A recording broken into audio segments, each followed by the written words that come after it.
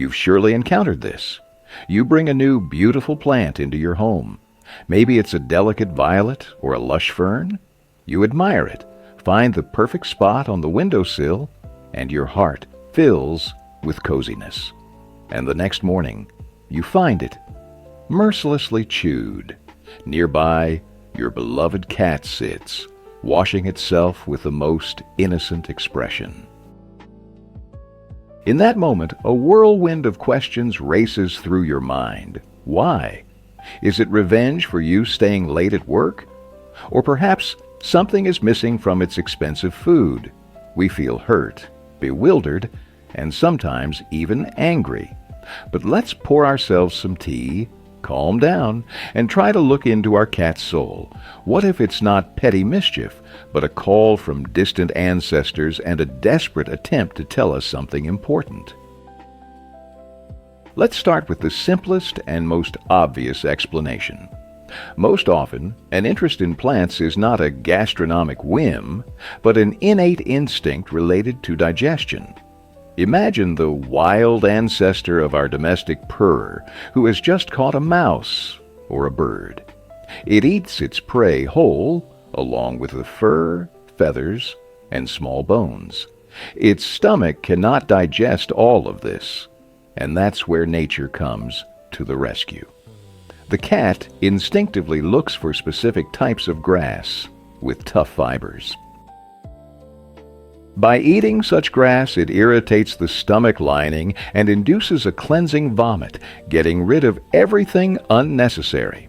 This is a natural and vital mechanism. So, when your domestic cat, who has never seen a live mouse, reaches for a Dracena, it is not trying to eat it out of hunger. It is obeying an ancient program embedded in its genes. It's similar to how we sometimes drink herbal tea to soothe our stomach. We aren't always hungry. We just feel our body needs it. So, it's not naughtiness, but instinctive self-care. But if it's all about digestion, why do they sometimes chew on plants that look nothing like grass? It turns out the answer lies in their incredible biology, which always strives for balance.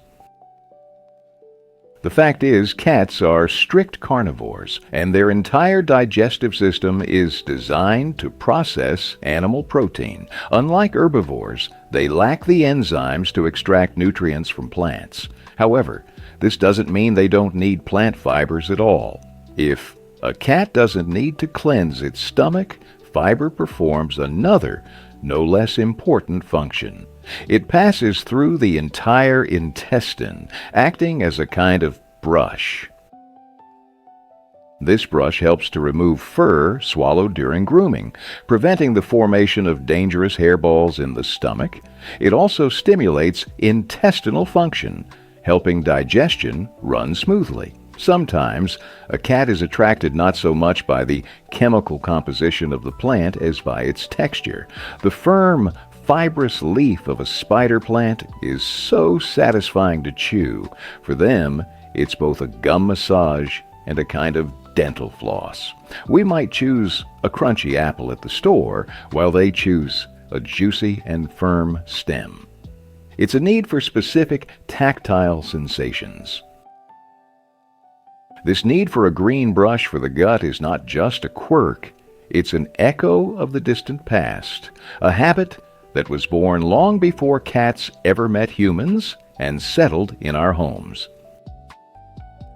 Let's mentally travel back thousands of years to the savannas and steppes where the wild ancestors of our cats lived. Their world was a vast natural pharmacy.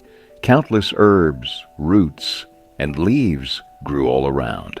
The animals that lived there, from generation to generation, accumulated knowledge about which plant helps with an upset stomach, which repels parasites, and which simply adds necessary micronutrients to the diet. Scientists call this phenomenon zoopharmacognosy, instinctive self-medication in animals. Cats, being incredibly intelligent and observant hunters, had mastered this art to perfection. They knew exactly which tuft of grass to chew to feel better. This deep genetic memory has not disappeared. Your domestic kitty, living in a city apartment, still carries the wisdom of its ancestors within. It sees a green leaf and its instinct whispers, "Try it. It might be good for you." It cannot read a label, but its inner voice remembers the healing power of nature. But knowing all this, it's so easy to make a mistake and think the cat is doing it to spite us, especially when our favorite orchid suffers. Let's bust this hurtful myth. The biggest misconception we fall into is attributing human motives to cats, such as revenge or spite. The concept of doing something out of spite simply doesn't exist in the feline world. It is a complex social construct specific to humans. When a cat chews your plant, the last thing on its mind is your feelings about that plant. For the cat, it is simply an interesting object that smells nice, sways amusingly, and has an intriguing texture. It is not seeking revenge, it is exploring. This myth was born from our desire to explain everything through the prism of human emotions.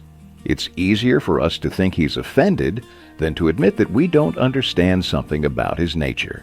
In reality, behind the assault on your plants, there are usually one of three reasons: the instinct we talked about, curiosity, or plain boredom. If a cat lacks games, new experiences, and your attention, it will start to find its own entertainment. And what could be more interesting than a rustling leaf that is so fun to tear into pieces? So, is this crime without malicious intent just boredom or instinct? Not entirely. Sometimes, by chewing your favorite flower, a cat is desperately trying to tell you something. Eating plants can be an important signal in the complex language of feline communication. If you notice that your pet has suddenly developed a heightened interest in greenery, whereas before it was indifferent, it's a reason to take a closer look. Perhaps it's telling you, "I'm bored." It lacks mental and physical stimulation.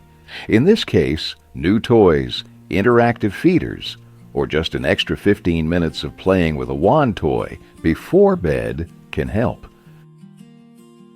Sometimes the message is about diet. The cat might be signaling, "I'm not getting enough fiber in my diet." Modern foods are balanced, but every organism is individual. Consult with your veterinarian. Perhaps it's worth adding special supplements to the diet. The most common mistake we make is to scold the cat. Shouting and punishment won't solve the problem, but will only add stress to the animal, which can worsen the unwanted behavior. The best response in its language is to understand the cause and offer a safe alternative, like growing special cat grass.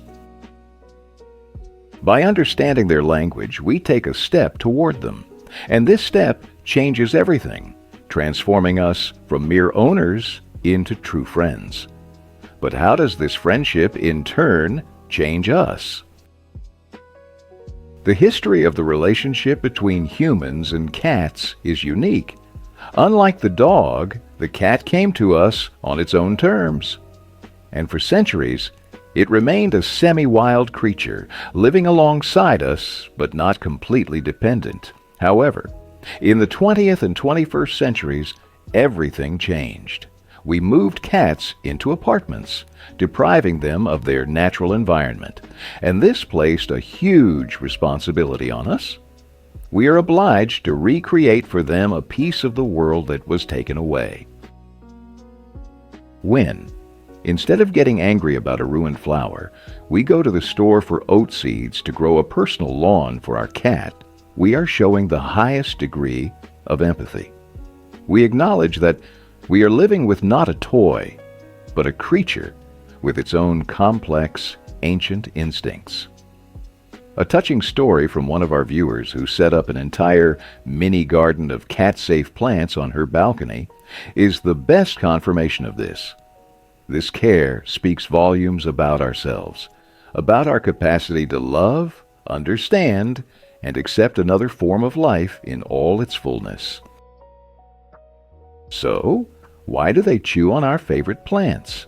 Now we know it's not spite or revenge. It's a multifaceted phenomenon, a call from their ancestors demanding to cleanse the body, a biological need for fiber for healthy digestion, a cure for boredom, and even a way to talk to us. This simple action conceals the very essence of a cat, a creature that even while lying on our soft pillow, still has one paw in the wild. Are your furry gourmands also partial to your indoor jungle? Which plants do they prefer? And which ones do they perhaps avoid? Share your stories in the comments. It will be very heartwarming for us to read them. And, of course, if you found it interesting to peek into the world of feline secrets, please support our channel with a like and subscribe so you don't miss new stories.